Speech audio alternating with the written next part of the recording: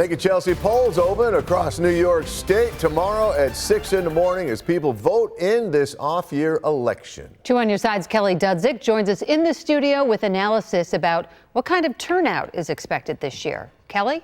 Well, Scott and Mary Alice, with no presidential election this year, voter turnout will be lower than last year, but there are still lots of local races that'll get people out to the polls tomorrow.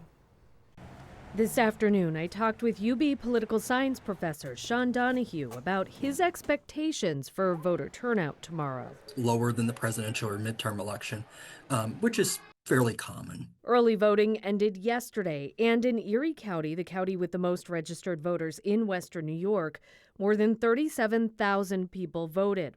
Last year, the number was much higher when more than 151,000 people voted early in Erie County, but it was a presidential election year. Erie County really is kind of is the leader in early voting in the state as far as the number of sites that we have.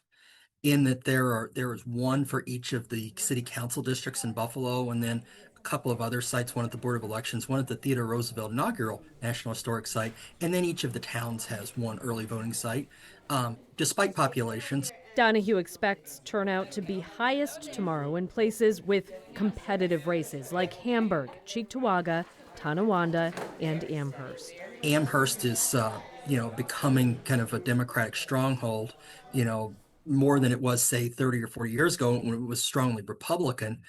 So that would be good, you would think, for countywide Democrats, which would basically be the comptroller's race, because of course we have so many unopposed races on the ballot, whether it be at the county level, a lot of people at the town level, the state Supreme Court races, of course, you have basically the same choices in both races.